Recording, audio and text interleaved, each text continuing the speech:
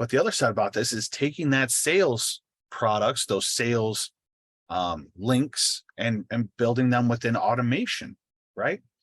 How do we make a sales campaign, right? How do I take that checkout page that we created and we have to get people to charge, and how do I have that in a campaign that will encourage them to click on that, right? And track when people do, okay? Loading into an automation here. Just name this one the 510 class. Okay. Now, we spoke a lot already about how we trigger automations and how we start them off. And I'm going to keep going with one of our more simple structures here, the tag applied going into our sequence, right? So we have a segment of contacts in our database, right? We want to get these folks to buy something. So we make a checkout page. We say, hey, we have this product on sale. It's on super sale. You're invited to purchase, right? We apply the tag onto those contacts. We get them into a sequence. In the sequence, we give them emails and text messages with the link to that checkout page, right?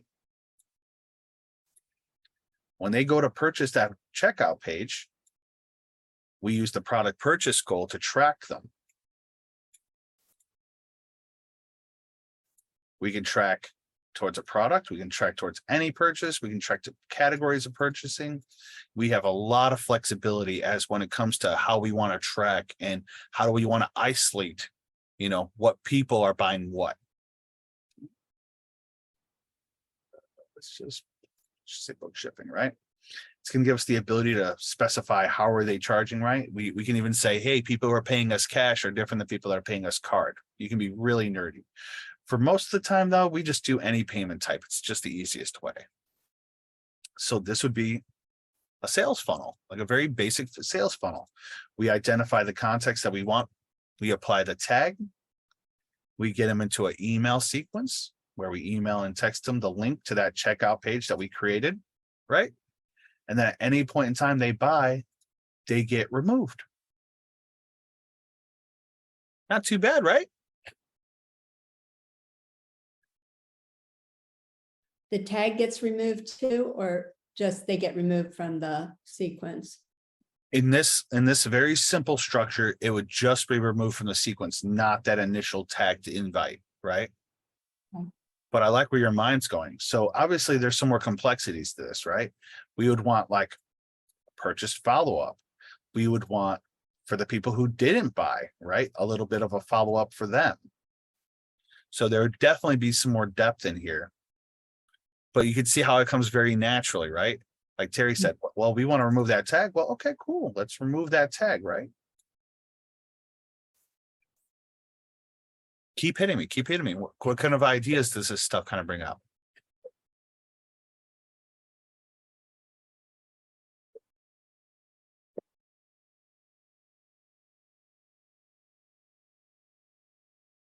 So, never mind. Hit me. No. I was just wondering how going through the purchase process, but I see it now. So when the product's purchased, it will automatically signal for the follow-up to take place after the purchase.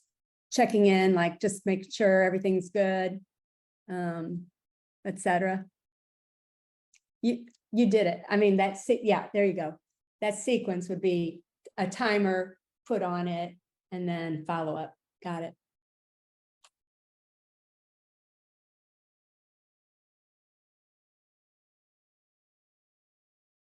Right?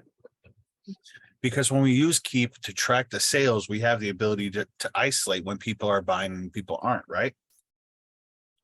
So this would be where we would invite them. If they buy, we track them, then we follow up with them, right? With however way we want to follow up with them. But then we also know who didn't.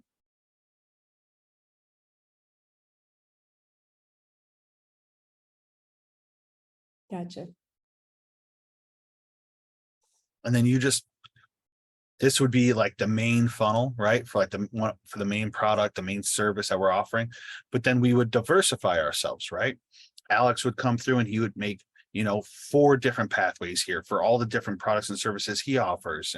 And Kiwi would have, 19 of these ones for all the different packages that she was selling. Everybody would be able to have as many or limit that pathway depending on how you want to handle the follow-up to that, right? This is where the convert part of the lifecycle automation takes us into the create fans, right? Mhm. This is also where you could say, hey, well, they bought, maybe they need to, schedule a consultation, right? They need to get on my calendar. This is also where you would introduce emails and things like that to say, hey, schedule that time on my calendar, right? And your onboarding process would kind of keep going out, right? It would go on for steps of steps, or maybe in Jim's situation, it's, hey, once they buy, I just need a simple notification so that way I can tell my internal team to start working, right? This is where we would have to have some time to develop everybody's, specific kind of follow-up to that.